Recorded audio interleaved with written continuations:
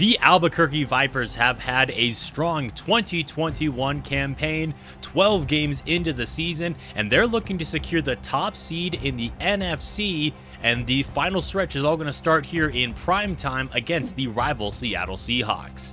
After winning the Super Bowl back in 2018, it has been pretty much all downhill ever since then, and now they have one of the worst offenses in the NFL. Despite that, the media is predicting a trap game here for the Vipers.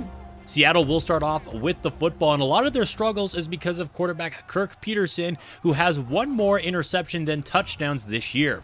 Running the football here with Albright, and he's going to pick up a few yards, but he still has yet to get into the end zone. In fact, Seattle has not rushed a touchdown the entire season. All of their points on offense have come through the air. And now it looks like Albuquerque dealing with an injury. That's their star linebacker, Tommy Wynn, who's in a contract season. Peterson on third down takes way too much time, and he's sacked by the safety, Mike Holliday, who has done a great job for the Vipers stepping up.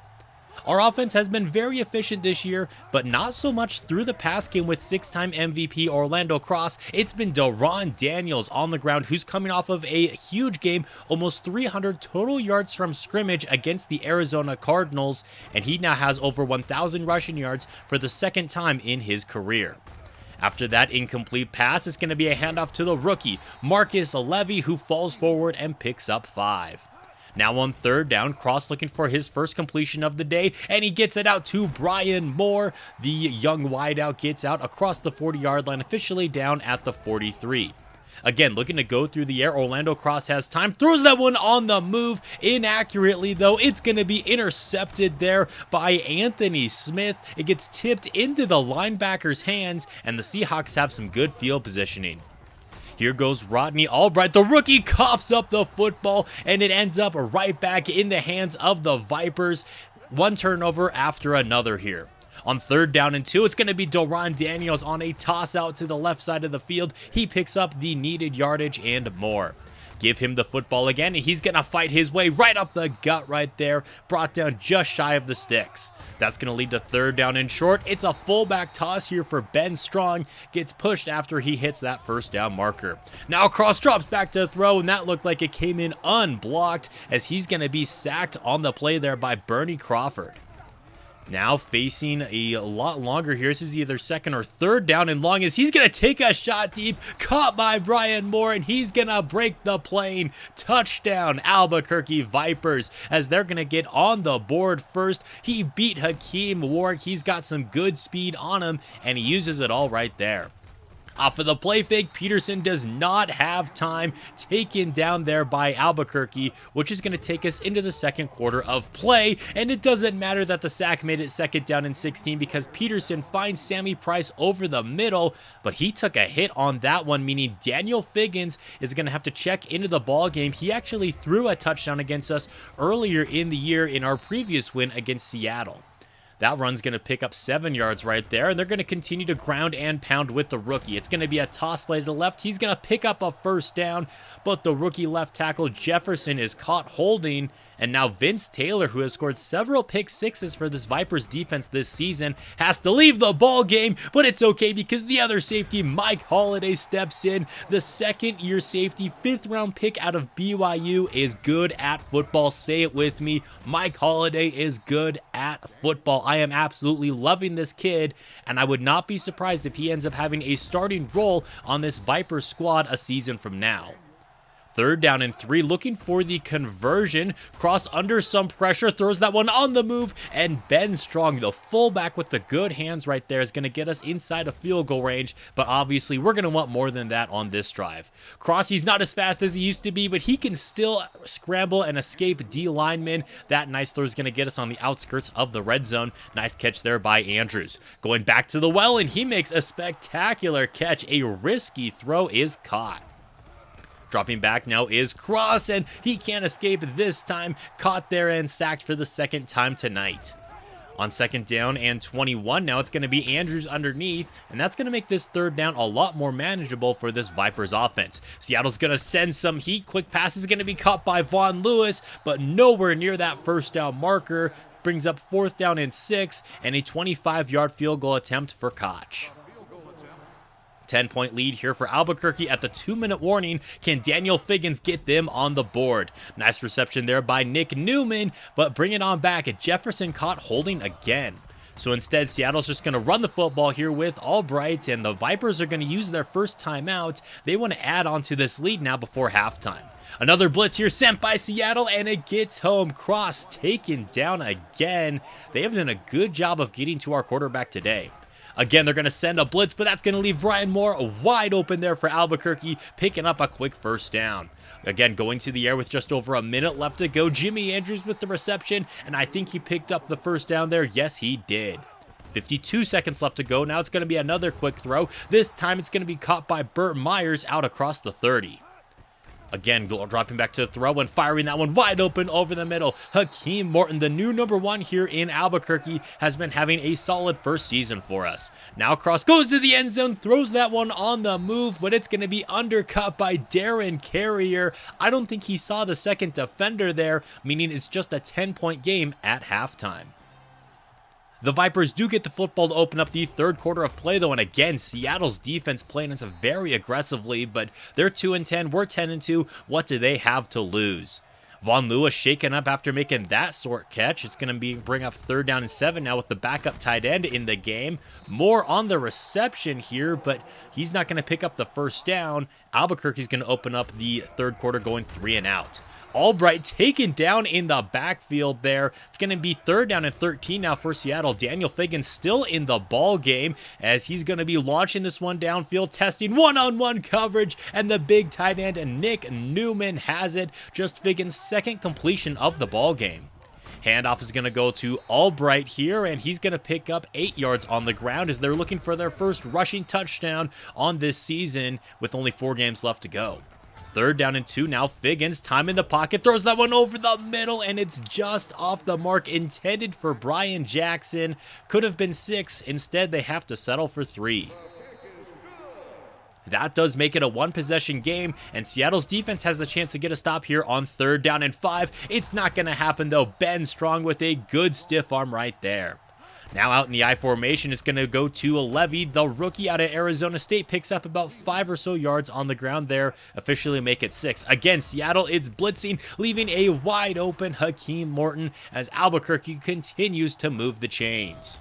Cross dropping back to throw again. He's going to launch this one downfield, and it's going to be just out of reach.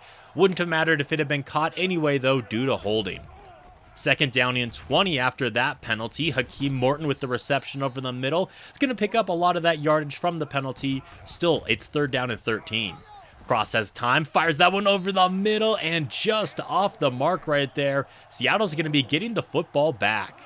We jump into the 4th quarter of play now, and it's going to be a draw for Rodney Albright, and the rookie picks up the first down.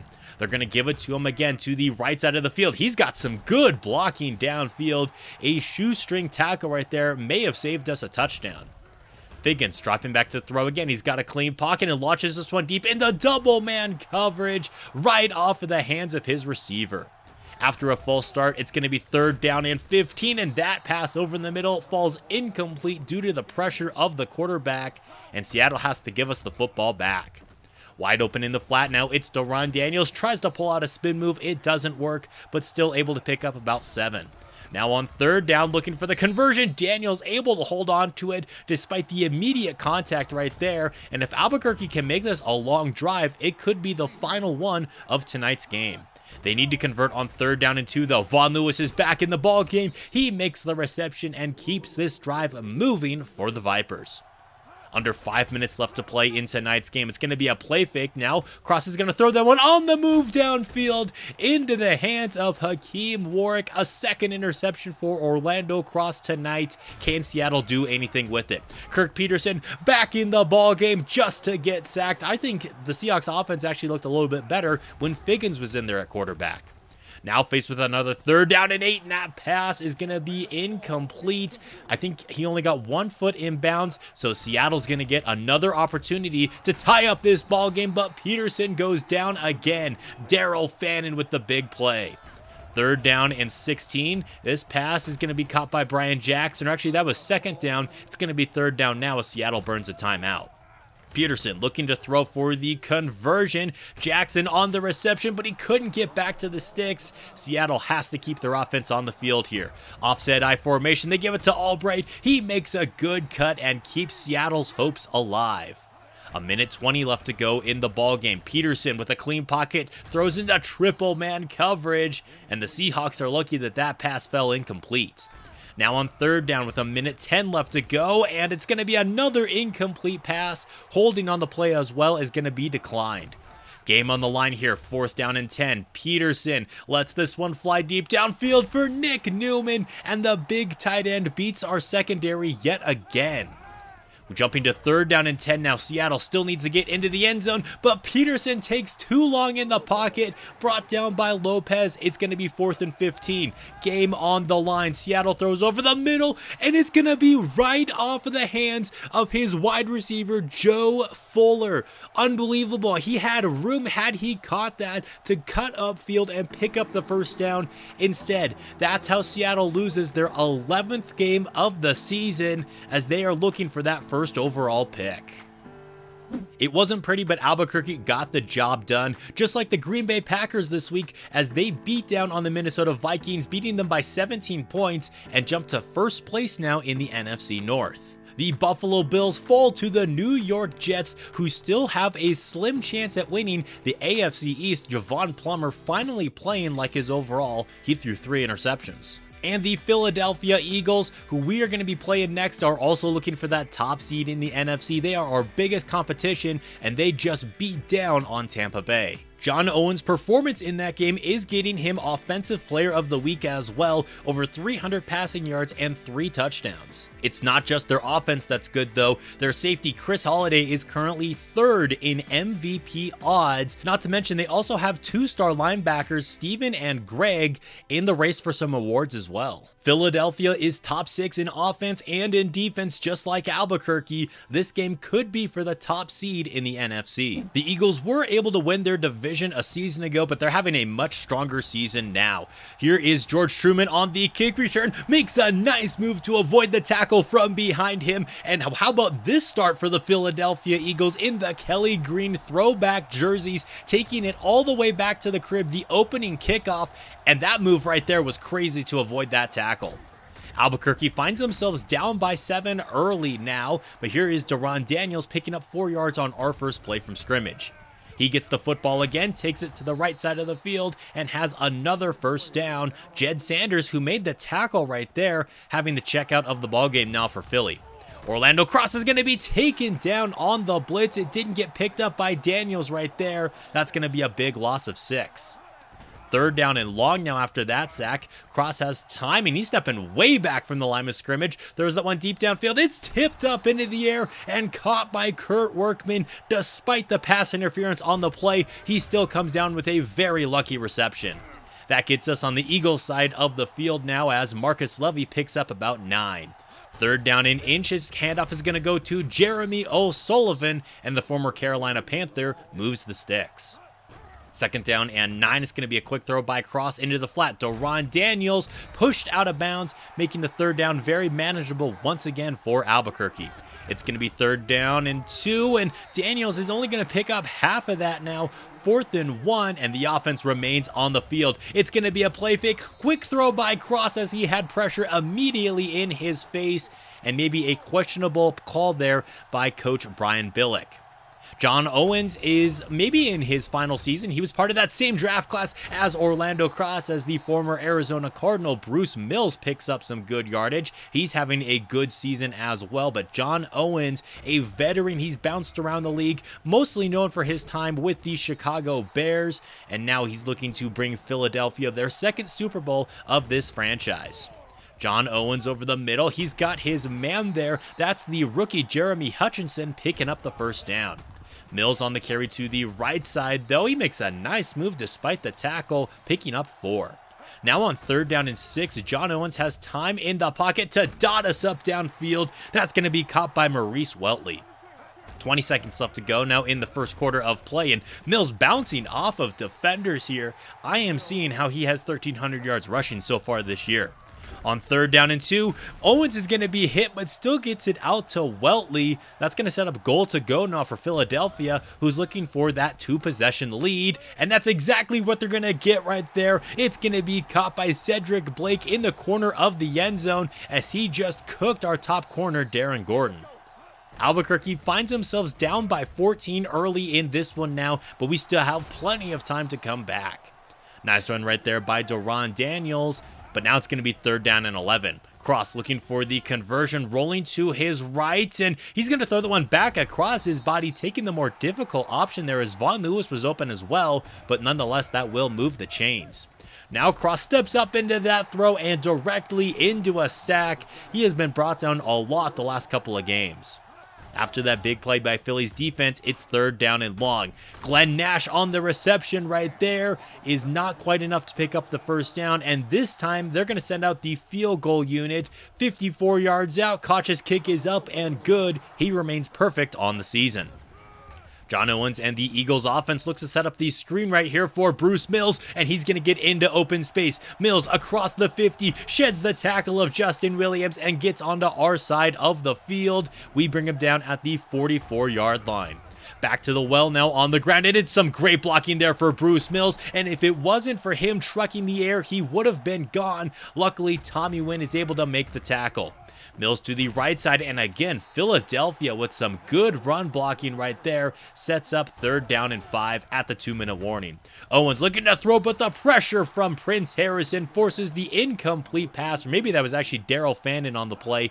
Nonetheless, it will force them to attempt this 32-yard field goal with Ray Whitman. It's a 14-point ball game yet again, but Orlando Cross can orchestrate a 2-minute drill right here, and he may not even need the full 2 minutes. Jimmy Andrews with a chunk play right there. Cross looking to throw again over the middle. It's a nice catch by Glenn Nash, and he's looking to take it all the way for his first receiving touchdown. He had a kick return touchdown against Houston a couple weeks ago, but now he has his first career receiving touchdown. What a catch and run right there. But Philadelphia is not done with this half, and that's a nice catch by Cedric Blake on the sideline, already getting them onto our side of the field.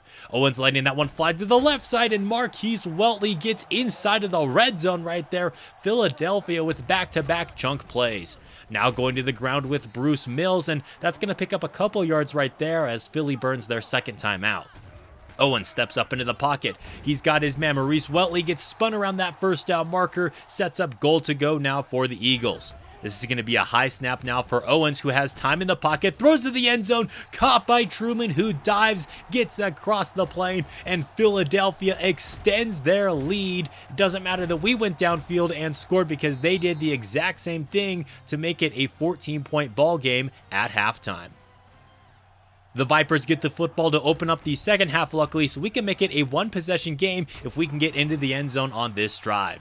Ben Strong on the reception right there makes it 3rd down and short, and Deron Daniels is going to move the chains and get a whole lot more after that, as the running back had plenty of space right up the gut.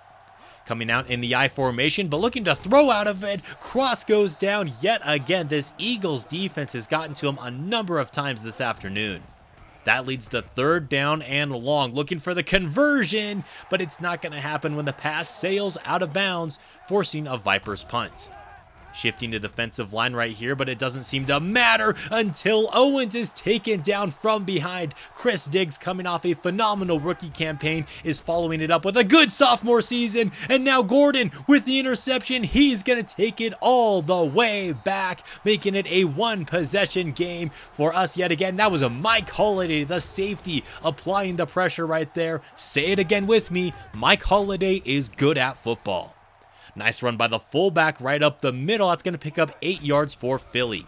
Faking the give now to Mills, who got tackled big time right there. Owens is going to launch that one in the double man coverage, but Cedric Blake, it doesn't matter for him because he still comes down with that reception. Mills taken down by Fannin in the backfield, gobbled up there for a loss of 4. Owens moving around, and Lopez is going to bring him down. His 2nd sack in back-to-back games now leads to 3rd down and 19. Owens navigating the pocket. He doesn't want to get sacked yet again. Weltley with a spectacular catch right there. It's not enough for the first down. It will get them in field goal range, but not a good look here for Philadelphia as John Owens was shaken up on that play. That field goal is going to make it a 10-point game now. Orlando cross to the right side has got Hakeem Morton, who has had a very quiet afternoon so far. Back to the ground game we go here with Deron Daniels. The blocking doesn't quite go the way we wanted it to, but he still does pick up that first down. He's going to get a little bit of a breather here as Levy is in the ball game, picking up 4. Now on 3rd down and 6, Orlando cross under some pressure and caught from behind. He cannot escape the way he could a few years ago. 4th and 14, we got to punt the football away. Luckily for the Eagles, John Owens is right back into this ball game, and that's Weltley making some good moves that I remember us seeing back when he was in Arizona.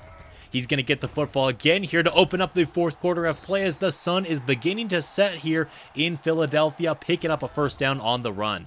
Owens pump faking, goes back across his body there to Miller, who picks up about 5 or so yards on that reception, leading to 3rd down. It's going to be a play fake and down goes Owens. Darrell Fannin with the big sack. It's going to be a loss of 6, forcing an Eagles punt. Daniels tries to bounce that one to the outside, but the blocking couldn't hold. He loses a big chunk of yardage, leading to 3rd down and 15. Cross fires over the middle, and it's going to be Glenn Nash. His second big reception of the ballgame right there keeps this drive alive. Lewis on the reception now, and the tight end, he's going to pick up close to that first down marker. They're going to give him 3rd down in inches. Throwing that one into the flat there for Deron Daniels. He fights for every inch and moves the chains. Cross, dropping back to throw, and again goes to the out route. It's going to be caught by Brian Moore. The Portland State receiver gets out across the 20-yard line. We're inside of the red zone. 5 minutes now to score at least 10 points. Moore with another reception right there, and he's going to step out of bounds after picking up 7. Going to the air right here, it's going to be caught by the tight end, Lawyer Dumas, and he's going to get stopped right at the goal line. Toss play here for Deron Daniels, the C4 special, and he is in. It's a 3-point ball game. Now it's up to the Vipers defense to get a stop, and they've got him to a 3rd down. Mills on the carry. He's still not down, but finally we do get him 3 yards shy of that first down marker, so we have a chance to go downfield and tie this game up or even take the lead. That's going to be difficult when Orlando Cross continues to take sacks, though, with less than 2 minutes to go in the ball game.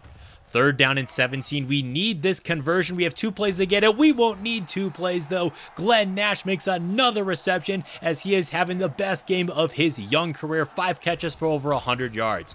Philadelphia is going to send a blitz, which means we have a man wide open right there. It's going to be caught, but an Orlando Cross is shaken up.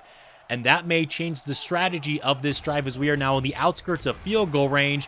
We'll see if Albuquerque stays as aggressive as they were with second-year quarterback Ron Coyle in the ball game. He has played earlier in the season to prove himself, but it looks like Albuquerque is just running out the clock right here, looking to settle for a field goal, and that run's going to make it a 44-yard attempt now for Brian Koch. And this looks like it's going to be right down Broadway. I think we're going to have another overtime game on our hands. Indeed we will, at 27 apiece. Down the midfield for the coin toss, Albuquerque goes with tails, and it fails us. So, of course, Philadelphia will start off with the football. And don't forget, this is old overtime rules. A field goal wins it. That run's going to pick up 9 yards. Give it to Mills again. Doesn't pick up a ton, but it is enough for the first down. Mills with yet another carry. If it ain't broke, don't fix it. And he's going to pick up about 6 or 7 right there. Mills gets a little bit of a breather, but Swanson's in the ball game. A good block right there. He's inside of field goal range. Wrestled down at the 25-yard line, but that was a huge run there by Darrell Swanson. And the coach, Herm Edwards, is very hyped about that for Philadelphia. Swanson, who didn't get any touches until overtime here, gets them inside of field goal range for Ray Whitman. And his kick is up and good, giving Philadelphia their biggest win of the season now, taking down the Vipers with the score of 30-27. Luckily, Orlando Cross's injury was not too serious, and he will be back next week for our contest against Minnesota. Ron Coyle, yes, he went into the ballgame, did not get any opportunities to throw the football, though he would have had it gone to us in overtime. Glenn Nash with a great game, 110 yards and 1 touchdown, averaging 22 yards per reception. Big game from him right there. Defensively, Vince Taylor led us in tackles. Not a great look when you have a DB up there. We did get to John Owens 3 times in this game, and the pick 6 as well. Green Bay falls to the Detroit Lions. It is just a mess up in the NFC North now, as the Packers, Vikings, and Lions are all within 1 game of each other. The Buffalo Bills are falling back-to-back games now as the Browns keeping their slim playoff hopes alive. Antonio McGuire has been very disappointing for them though. And finally, the Minnesota Vikings get clapped by the 49ers. These are 2 teams that are probably looking for wild card spots, and that does not help Minnesota's case at all. They will be our next opponent, and taking a look at the media, they are predicting a Vikings win despite them getting blown out last week. They have a new head coach at the helm, and that is a big reason why they are no longer the laughingstock of the NFL. Philip Rivers, 9-5 so far in his first season as their head coach. He also drafted a rookie quarterback out of Arizona State, Craig Smith. He may have been the 3rd quarterback taken in the draft, but I think he might be the best of this most recent rookie class so far. He's immediately taken down right here though. He does have as many interceptions to touchdowns, but the combination of him and Philip Rivers has brought a winning culture to Minnesota that they haven't seen since Dante Culpepper was their quarterback. Here is Kyer Cumberland on the wide receiver screen, and he actually picks up some solid yardage. Daryl Fannin having to limp off of the field. Not a good look here for Albuquerque. Craig Smith is going to be taken down for the 2nd time in 3 plays, though. Albuquerque forces a 3-and-out, and Daryl Fannin will be returning to the ball game shortly. It's good to see Orlando Cross fully healthy for this contest here, as that is a run by Deron Daniels that picks up 6. Looking for the 3rd down conversion now, and that's going to be caught by Andrews downfield, getting us onto Minnesota's side of the field. Play fake now for Orlando Cross. He rolls to his right, throws back across his body for Hakeem Morton. The former Ravens wideout gets out to the 20-yard line. Just like our game last week, this game could have huge playoff implications as the Vikings are looking to win the North, and an interception right there really would have helped their case. Instead, they do allow us to settle for a 37-yard field goal attempt, which puts us on the board. 3-0 early, and our defense looked great on that first drive. That throw on the move is going to be caught by Greg Kindle, their first-round pick from a couple of years ago, picks up 4. Looking for the 3rd down conversion, but instead we get to Smith for the 3rd time today, and the rookie is slow to get up. He maybe got a concussion on that play or something. That is a scary sight if you're a Minnesota fan. You do not want to see that. Nice run right there. Is going to pick up a few yards, actually about 9 yards, and luckily for the Vikings, Craig Smith will be returning to today's ball game shortly.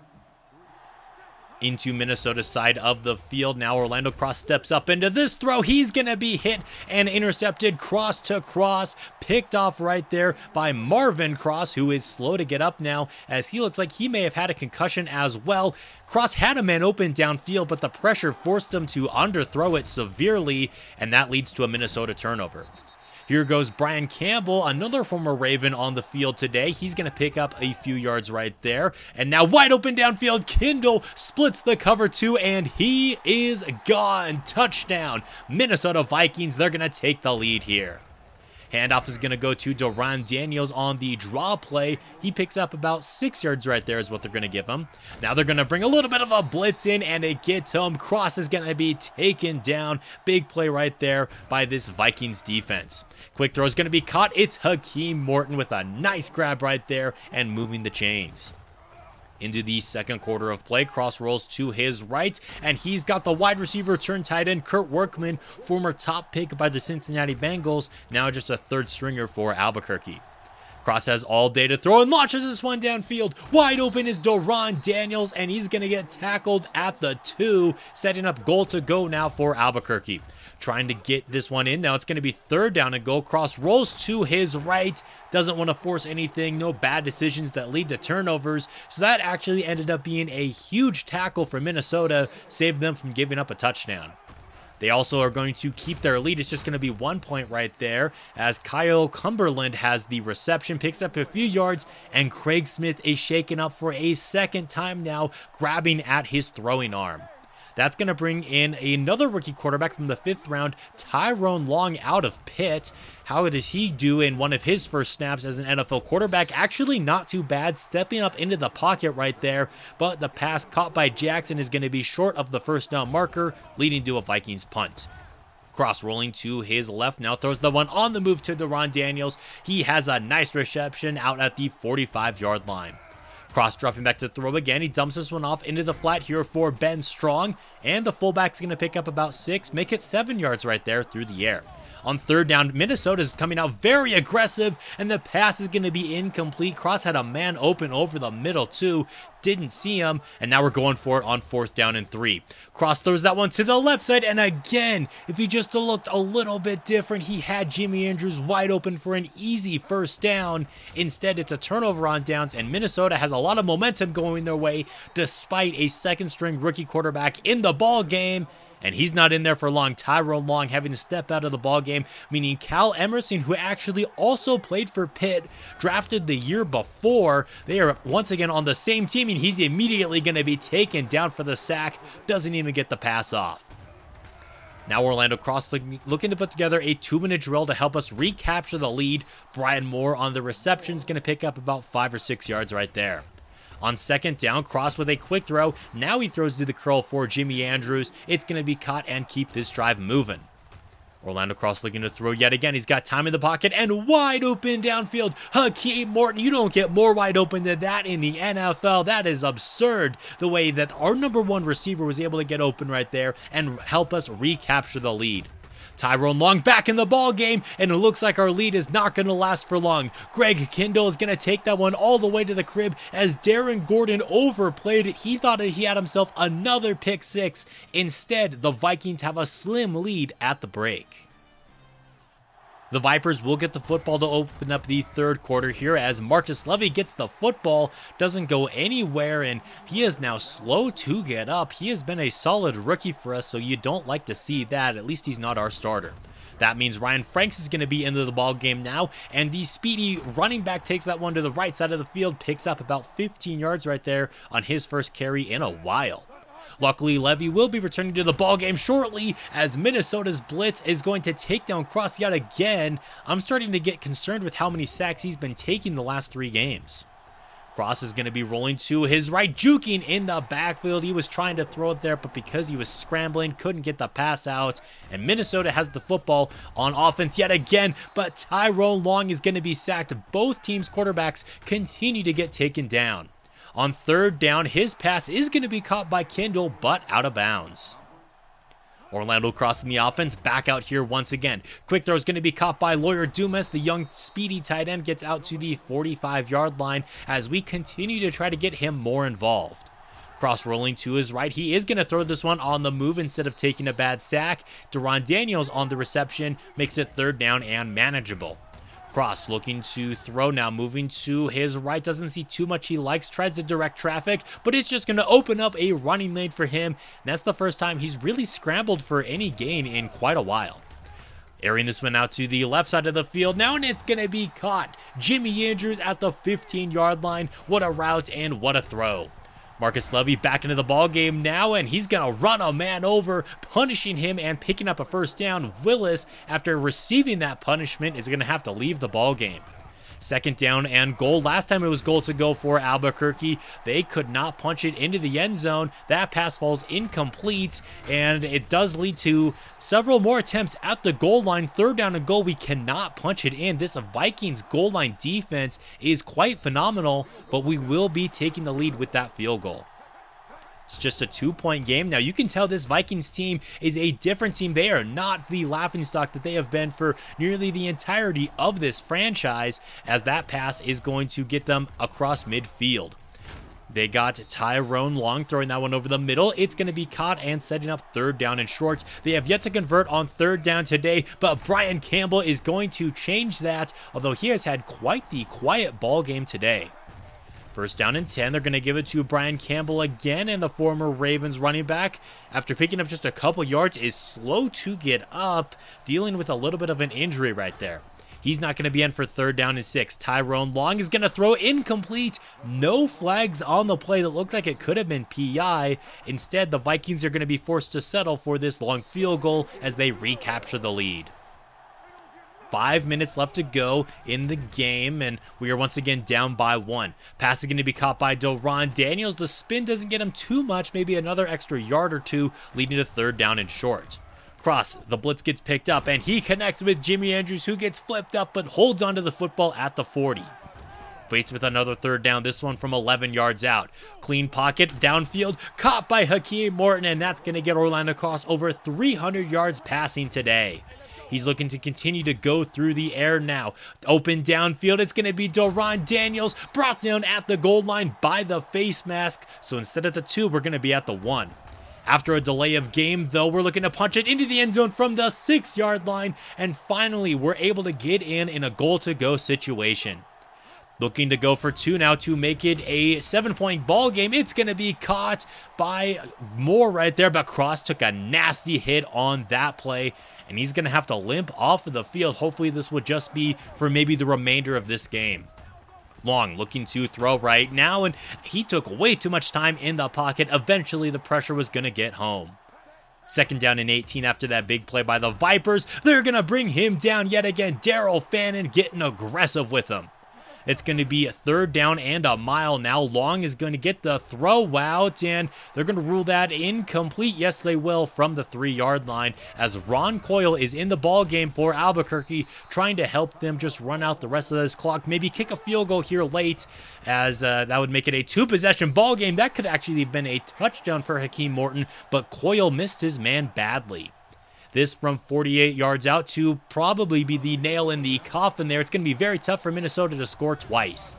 Faced with a 4th down and 10, and Long is taken down yet again. This Vipers pass rush has been very unforgiving right there. Chris Diggs with a big play, Albuquerque with a big win, but the real question is, how long is Orlando Cross going to be out? He never came back into the ball game after the injury on the 2-point try, and we only have one more game until the playoffs. And as you can see right there, he will be out for the remainder of the season. I mean, on one hand, at least the season's not going to be too much longer. We only have one more game. We're not going to be losing him for like an entire year. But he's not going to be here for Week 17 against the Cardinals, and more importantly, for the playoffs. Because we are going to be going to the playoffs. We should be having a first-round bye, either the number 1 or number 2 seed. But that is a devastating blow, meaning we're going to have to lean on Ron Coyle. This is a Super Bowl roster, and we're going to have to lean on him the way the Eagles leaned on Nick Foles back in 2017 in real life. Luckily, the defense has really been coming into their own recently, so that should be helpful for him. Taking a look at some other big games across the NFL, the Saints fall to the New York Jets, who are making a late season playoff push. You also have the Philadelphia Eagles falling to the Denver Broncos, so that is some phenomenal news for us. All we have to do now is beat the Cardinals with our backup quarterback, and we will be the top seed in the NFC. You also have the Tennessee Titans taking down the Buffalo Bills.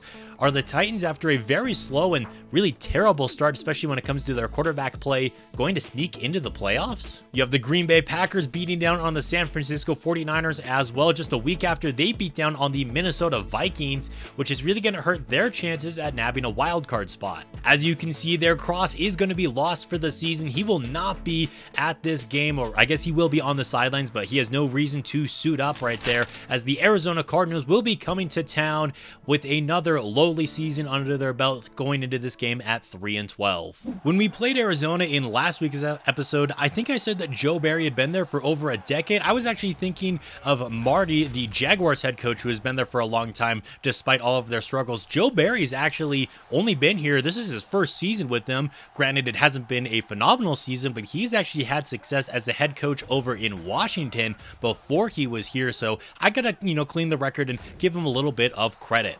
Blaine Brown has had an okay rookie season. You just saw his numbers a second ago on the screen, but obviously he does not have a great cast of characters. The running back is solid, but he gets blown up by Daryl Fannin right there. Ron Coyle getting his first start since a couple of episodes ago, would have been about a month or two ago in this timeline here, as the former Cardinal Ben Strong gets the carry right here, goes right up the middle. Coyle did have a good game against Indianapolis, I remember, and I don't remember which other team, maybe it was San Francisco, where he had like over 300 yards passing or something like that. He has shown that he can be a little bit of something for us, and honestly, this could be his opportunity to display that he deserves to be the starter for Albuquerque, or at least the solid plan of the future. Remember, he was on the roster back in the offseason when Albuquerque was looking to trade up for a quarterback in the first round, which I think shows that Brian Billick doesn't fully believe in him, but he has an opportunity to change that narrative starting today. He's going to let this one fly right here, trying to go up top for Jimmy Andrews, who tried to Odell that sucker. There is still pass interference on the play by Robert Gaynor.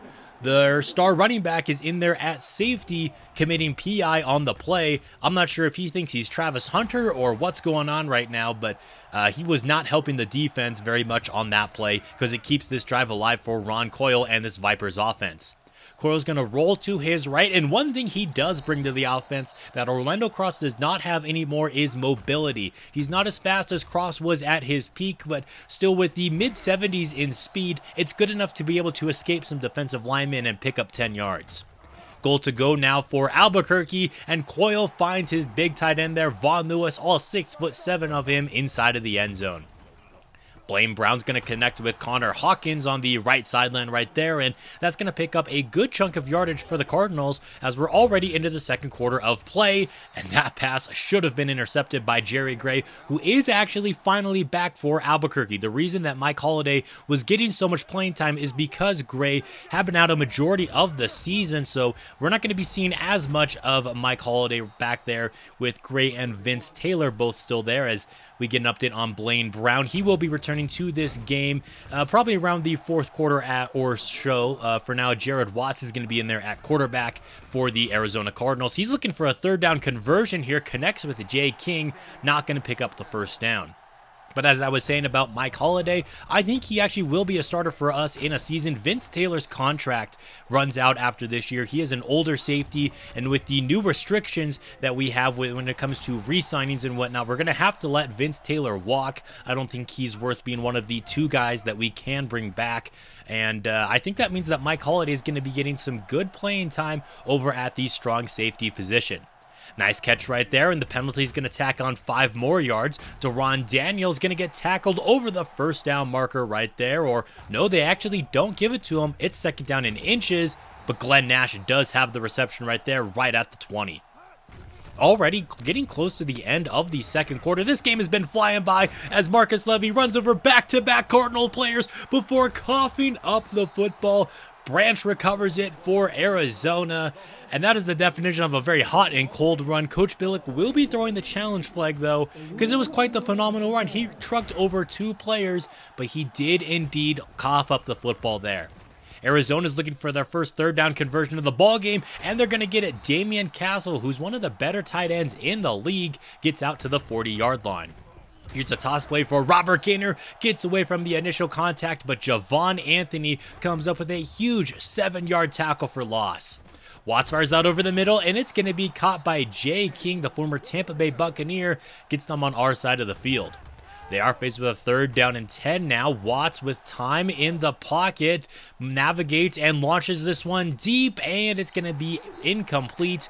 Good job there by Jerry Gray to bat that ball away, forcing a Cardinals punt.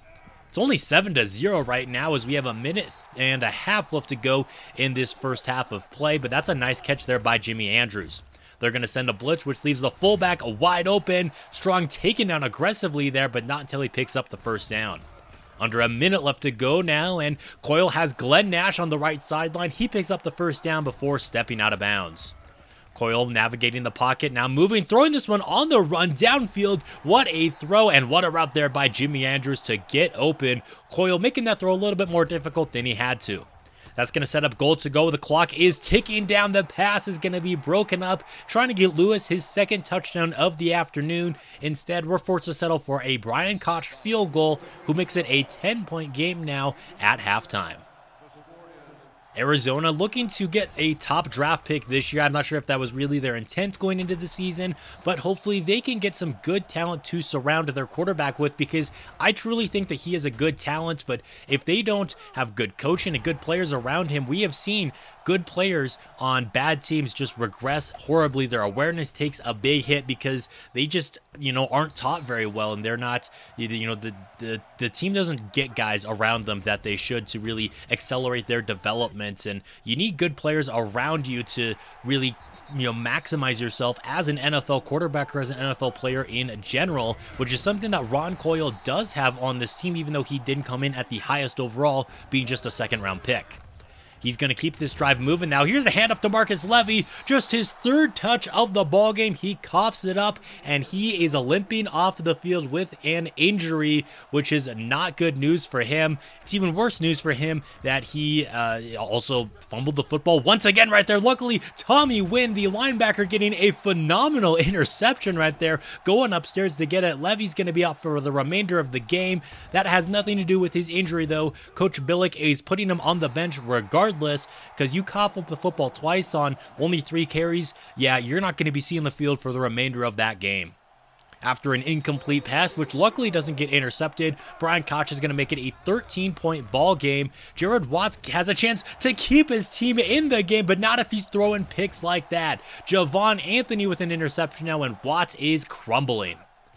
Coyle dropping back to throw under some pressure, and he's going to take the sack right there. That's going to make this third down a little bit more difficult. We're 2 for 5 on third down today, and that's going to be an interception there by Porter. And this is not something you want to see going into the playoffs. So Ron Coyle is now limping off of the field, and I don't want to have to start a rookie UDFA in the playoffs. I mean, I like what we saw from him a little bit. Luckily, Coyle will be fine. He will be healthy, hopefully, for the playoffs. Hopefully he won't get hurt again in this game or anything like that. I did not want to have a Raiders Connor Cook situation on our hands. Jay King with a nice reception. He's able to stay in bounds, cuts upfield for about 10 more yards. To the fourth quarter of play. Now Watts is still into the ball game. He is pressured and forced to throw that incomplete pass, and the offense is going to be staying on the field. 4th down and 10. Watts fires that one into another interception. It's a second one for Tommy Wynn this afternoon. The 3rd interception there for Jared Watts, and what a game the linebacker is having. Albuquerque leaves Ron Coyle in the ball game here, and he does make a great throw out to Hakeem Morton out at the 40.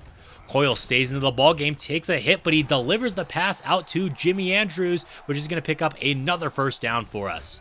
He's going to hand this one off to Jeremy O'Sullivan, who makes a nice run right there, tackled right at the first down marker, and they're going to give it to him. Coyle dropping back to throw now, looking for the touchdown. Not quite going to get it here with Lawyer Dumas, but he will set up goal to go. 2 running backs in the backfield, give it to Deron Daniels. He gets tackled across the plane. Touchdown, Albuquerque, and that's going to make it a 20-point ball game here late in the 4th. Blaine Brown is back into the game, but he's immediately under pressure there by Prince Harrison, and that's going to force a Cardinals 3-and-out as now James Burnsides, the UDFA out of Maryland, is in the ball game. We got to make sure Ron Coyle is going to be healthy for the playoffs for us, because James Burnsides is fine, but I do not want him to be starting a playoff game for us. He does make a nice throw right there on the move upstairs there for Von Lewis. Burnside's dropping back to throw yet again, looking for Dumas this time, and that's going to be his first touchdown of the season and the first career touchdown for Burnsides. You're going to hold on to that football, young man. Pass over the middle is going to be intercepted there by Jerry Gray. That's another turnover in favor of the Vipers. We're just going to run out the rest of this clock. 27-0, a big old goose egg there for the Arizona Cardinals as Albuquerque ends the season strong despite not having Orlando Cross in this final game.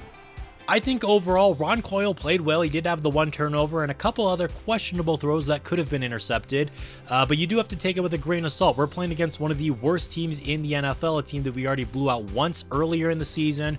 How will he fare against playoff teams? That'll be interesting to see, so we'll have to see in next week's video. Once we get there and once we see who we will be taking on in the divisional round, and we have to go in and double check that we do indeed have the top seed in the NFC. There were a lot of big games with playoff implications, starting with the Kansas City Chiefs at the Cincinnati Bengals fighting for a first round bye. Kansas City ends up taking it. The Packers also secure the North with a win over the Cleveland Browns. The Vikings choke away a home playoff spot, but they do beat the Bears. The Jags nearly beat the playoff-bound Buffalo Bills. The Saints just add on to their lead in the South. The Jets look to make the playoffs. You got the Ravens after winning the Super Bowl going 6-10, while the Lions finish very tight in the NFC North up there, very close to the top. The Seahawks secure the first overall pick. The 49ers just barely miss out on the playoffs after losing to the Titans. Of course, we shut out Arizona. Houston got a first round bye after defeating the Patriots. The Falcons lost to the Panthers. You have the Broncos just barely losing to the Redskins, who just barely look like they're going to be missing out on the playoffs. And then the Raiders, in a win-and-in situation, take down the Philadelphia Eagles, who at one point were looking like they could be the top seed inside of the NFC. Instead, Oakland returns to the postseason. Let's take a closer look at all of these standings. For the first time in this series, the Bengals have won the division and will be making the playoffs. This division very much disappointed this season. In the AFC South, it went to the Houston Texans. The Colts and Titans weren't half bad, and Jacksonville was better than they tend to be. The Bills won their division. The Jets right behind them also grab a playoff spot, and the Dolphins flipped their record from a year ago. Kansas City looks like a real force in the AFC. The Raiders do make that wild card spot. Chargers and Broncos just go 5-11. The North runs through Green Bay. What else is new? The Vikings and Lions are wild card teams though, and surprisingly, the Bears, who were the top seed in the NFC a year ago, completely missed the playoffs. The Saints take the NFC South because they don't have any real competition here. The Eagles get a nice 2-game lead over the Redskins to win the East. And once again, we have taken this division, but for the first time in a long time, the Cardinals don't finish bottom of the division, as Seattle does indeed have a successful tank job to the first overall pick. So here's a look at the official 2021 NFL playoff bracket. You have the Texans and Chiefs getting byes over in the AFC. It's nice to see some fresh teams in here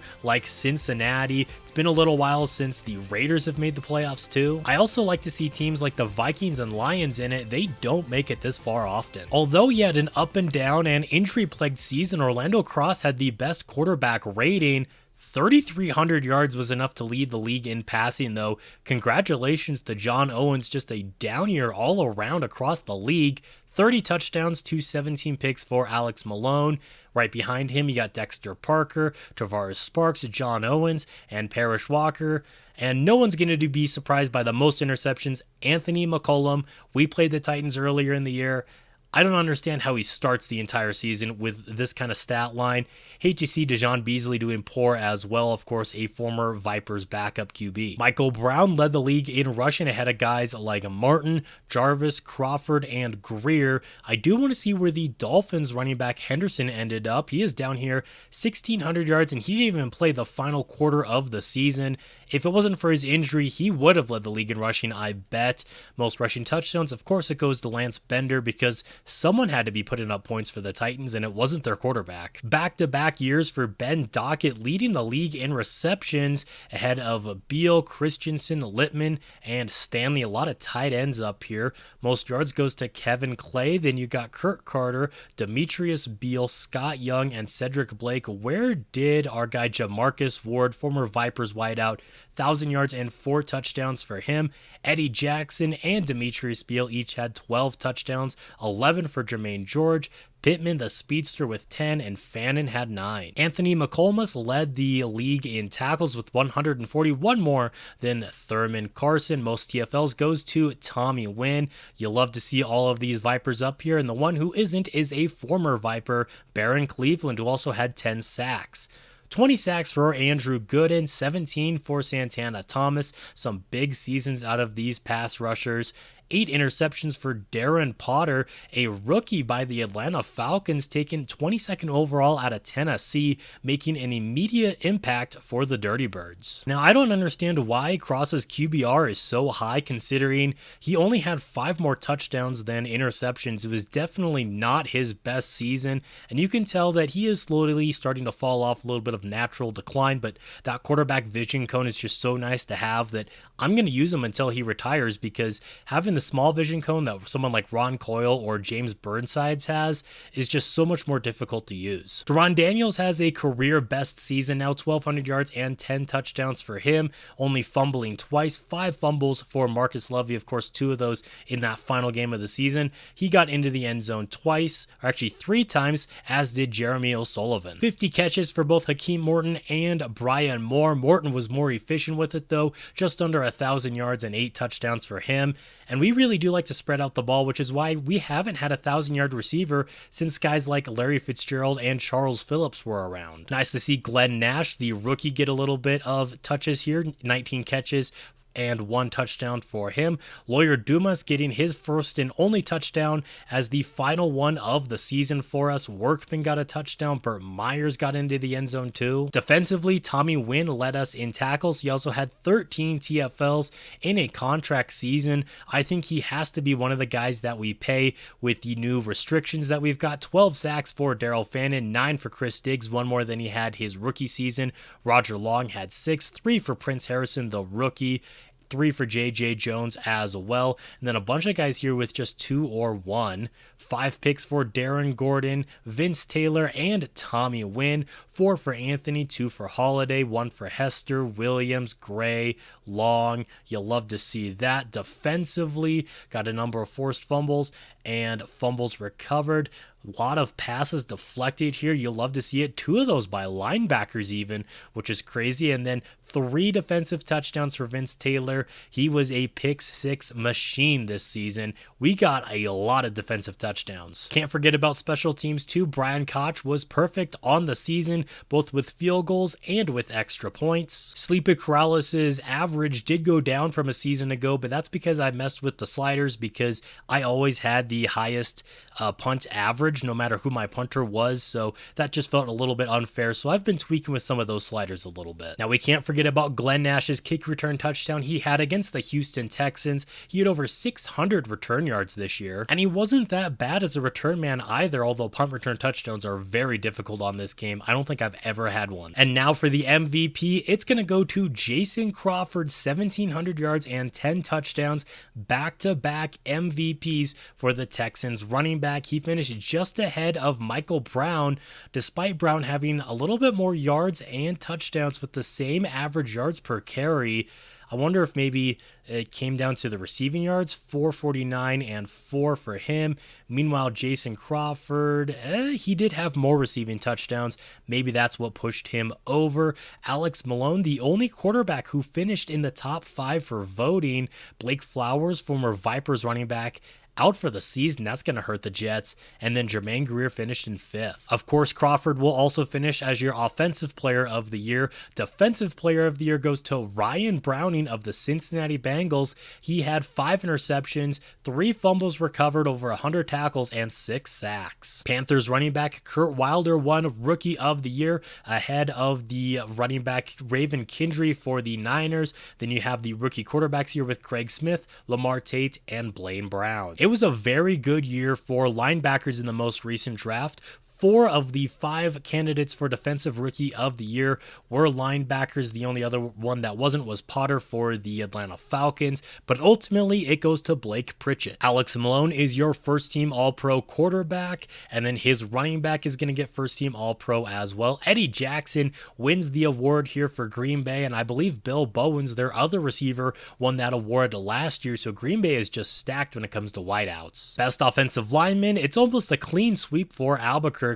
Randall Stewart, the only non-Viper on this list. Mike Kirkland had 14 sacks, 4 forced fumbles, and 3 fumbles recovered, beating out Andrew Gooden's 20-sack season to get best defensive lineman. Of course, Ryan Browning's going to win the best linebacker. Best DB goes to Chris Holiday. He had 5 interceptions and a pick 6 before you had a couple of Packers safeties up here as well.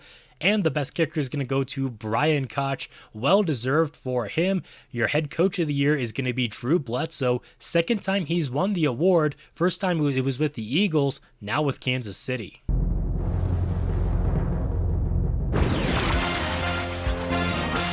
This is SportsCenter.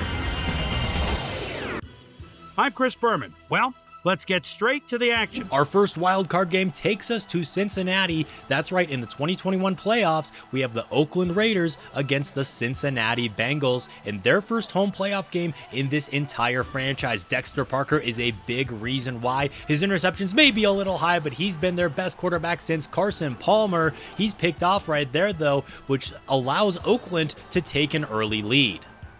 Jumping to the third quarter of play now, you have Parker in the ball game. He's going to step up, fire a strike over the middle right there, and that's going to get them inside of the red zone. As this has been a very low-scoring game, Clayton is going to tie the game up now at 3 apiece. Parrish Walker in his first year here for the Raiders, and this offense has been very inefficient so far today. If it wasn't for the turnover, they wouldn't even be on the board. I don't even know if the offense has crossed midfield without that turnover right there, and they get stopped yet again. Spencer Taylor goes nowhere.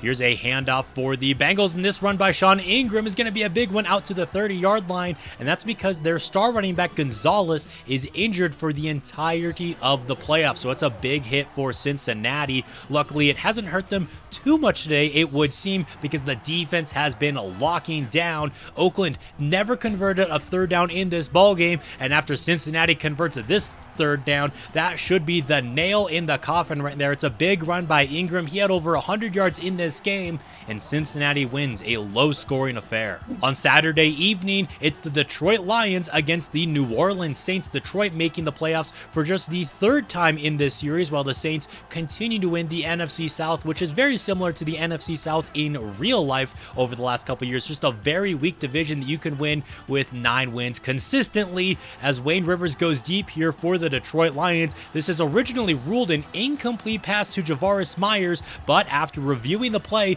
it gets reversed. Detroit strikes first. After forcing a 3-and-out, they're taking another shot to the end zone, looking for something similar here. It falls incomplete, but there's pass interference called, which allows them to go down to the goal line, and Cabroni Jarvis can punch it into the end zone and continue his phenomenal campaign. It's going to be 3rd down and 10 now, as once again the Detroit Lions have the football in their hands, and this is going to be a catch down the right sideline. I don't think the Saints are going to catch him. This is going to be a massive play of the year for Rodney Schneidmiller, as that makes it a 21-0 ball game here. Actually, 28-0 ball game. It has been all Detroit early on here. They're going to be coughing up the football. It's going to be recovered by the Lions. Roscoe Wilson, who lost the football, is injured on the play. It was actually only 21-0. Excuse me, it's now 28-0. Sheldon Ricks with a phenomenal play, and Detroit came to play. What happened to Albert Harris and this Saints offense? It's not even halftime yet. He's dropping back to throw, trying to get his team on the board. The one benefit they do have on their side is time, and Tony Dawson as well. Big play right here finally gets New Orleans on the scoreboard. Detroit is not done though. Cabroni Jarvis gets into the end zone for his second touchdown. It's a 28-point ball game yet again. This is not what the fans in New Orleans wanted to see. Pass caught by Roscoe Wilson. He is back in healthy, and he can't fumble the football if they don't tackle him. He looks slow as molasses right there, but the closest player to him was a linebacker. Nearing the end of the first half now, and Detroit has 38 points in the first half, which is quite unbelievable. But the Saints, they want to do something here with the last 3 seconds. Pass is going to be caught, but tackled, and that was a touchdown-saving tackle right there, which could have altered this entire game. I think you're going to want to remember that play. Harris dropping back to throw now. He's got time in the pocket. Phenomenal job at the offensive line, and wide open downfield. He's got his man Keenan Long for 6. The Saints trying to pull off the comeback of the century, trying to do what the Oilers did against the Bills. Actually, no, the Bills did against the Oilers, I should say, way back in the day, and that's a nice run there by Greer. The Saints are inching back. Do the Lions blow this lead? It's just a 10-point game now. This field goal will make it a 13-point game with under 2 minutes left to play. The Saints have already gotten plenty of big plays into this one. Why not another one here for Keenan Long, who gets behind the defense and outraces everybody. Don't look now, Lions fans. It is a 6-point ball game. They have to recover this onside kick, though, and it bounces up into the air. Detroit is going to recover it, though, and I think they can just kneel the rest of this one out. Indeed, they do. If only the Saints had scored that touchdown right before halftime. Now we're going to go to snowy New York. It's going to be the Buffalo Bills and the New York Jets facing off for a third time this season. Javon Plummer, he played like a 70-something overall, which is exactly what he is, but it did not stop them from winning the division. He's going to throw that one to the left side, and that's another interception on the season for him. Murphy with a big play right there. He's going to be headed to the Pro Bowl. Brian Johnson has been a good quarterback for the Jets, probably the best they've had since Phillip Rivers won an MVP back in about 2013 or so, and he's going deep for Harold Hollings, the big 6'7" wide receiver. Remember, that was someone the Vipers were actually looking to draft earlier in the year, a couple of seasons ago, I believe, in the offseason.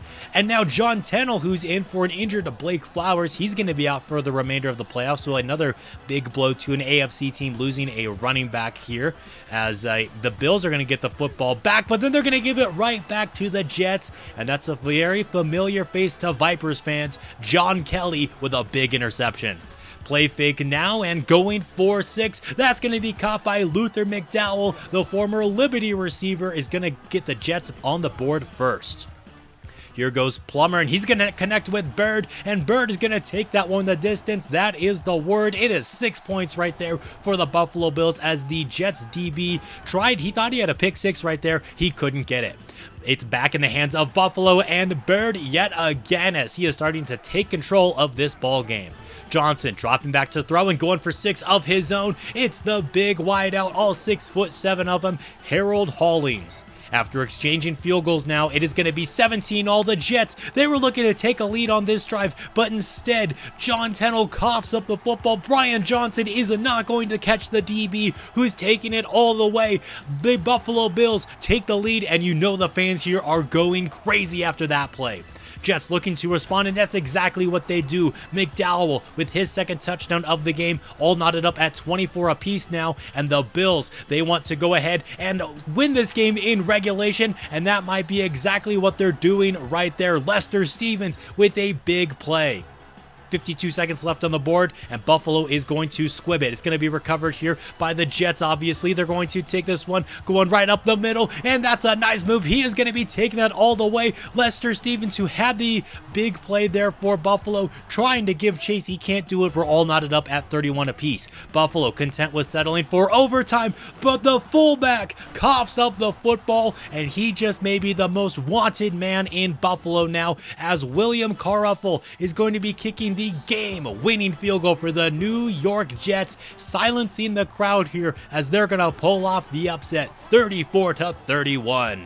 Finally, we go to Lambeau Field where the Minnesota Vikings and Green Bay Packers do battle for the third time this season. It's another divisional battle. Here is Craig Smith at quarterback for the Minnesota Vikings. He's dropping back to throw. He's launching this one deep, looking for a man downfield. It's going to be caught by Cumberland, already getting Minnesota inside of the red zone. They would get 3 points on that drive. Green Bay would respond with 3 points of their own, but he's looking for his man Cumberland yet again, and Minnesota is the first team to get into the end zone. Travaris Sparks has been solid for them, although he is no Aaron Rodgers. Also, the Vikings missed the extra point after their touchdown. Going deep for Eddie Jackson, and the All-Pro wideout is down at the 10. Green Bay forced to burn a timeout. Corey Santiago, not quite 1,000 yards for him, and he did cough up the football quite a bit this season. They're not going to give it to him here, though. Glenn Lawson, the tight end, is going to give Green Bay the lead, but after the Vikings kick a field goal, it's going to be a 2-point game. Travaris Sparks launching this one deep downfield for Bill Bowens. A tackle is missed, and this has been a back and forth shootout. Going for 2 now, Santiago gets in for the conversion right there, making it a 6-point ball game in favor of Green Bay. Nearing the end of the third quarter now. That pass is going to be caught by Falk. The tight end is going to get down to the 5-yard line. Minnesota looking to recapture the lead, and that's exactly what they're going to do, but to Kindle right there. What a touch pass there by the rookie quarterback Smith. Robbie Gould's going to help Green Bay recapture the lead, though, as we've got a classic on our hands in Lambeau Field. It's going to be a 2-point game yet again. Craig Smith launching this one downfield into the hands of his tight end. Falk gets them onto Green Bay side of the field, and they would march it down to goal to go now. Brian Campbell, he has had a great season so far. He loses the football, near disaster for the Vikings, but they recover it for the touchdown, and he's going to hold on to the football here on the 2-point conversion, making it a 6-point ball game now. Green Bay is going to get half of what they need with this long field goal by Robbie Gould, but now their defense has to get a stop. This is their last chance. Brian Campbell with the football gets tripped over the first down marker, and that's going to do it. The Minnesota Vikings go to Lambeau Field and upset the Green Bay Packers for their first playoff win in nearly 20 years. The divisional round looks like Jets at Texans, Lions at Vipers, Bengals at Chiefs, and Vikings at Eagles. You're not going to want to miss it. This is going to be a very exciting round of football. Thank you guys so much for watching today's video. If you enjoyed, leaving a like is always very much appreciated. And until next time, this has been Jeffrey.